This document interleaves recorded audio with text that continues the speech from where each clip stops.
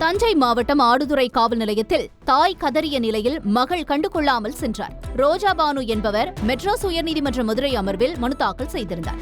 அதில் தனது மகளை ஜியோவுதீன் பஹாவி என்ற கல்லூரி பேராசிரியர் பாலியல் வன்கொடுமை செய்ததாகவும், அவர் கைது செய்யப்பட்ட நிலையில் வழக்குடன் தொடர்புடைய 4 பேர் மிரட்டி தனது மகளை அவர்கள் கட்டுப்பாட்டில் வைத்துள்ளதாகவும் தெரிவித்துள்ளார். மேலும் தனது மகளை நீதிமன்றத்தில் ஆஜர்படுத்த உத்தரவிடும்படி கோரிக்கை விடுத்தார். பின்னர் நீதிமன்ற உத்தரவுப்படி மகளிர் காவல் நிலையத்தில் ஆஜராக வந்த மகளை கண்டு தாய் கதறியபடி கொந்தளித்தார். ஆனால் மகளோ தாயின் கதறலை கண்டுகொள்ளாமல் போலீசார் பாதுகாப்புடன் காரில் புறப்பட்டு சென்றார்.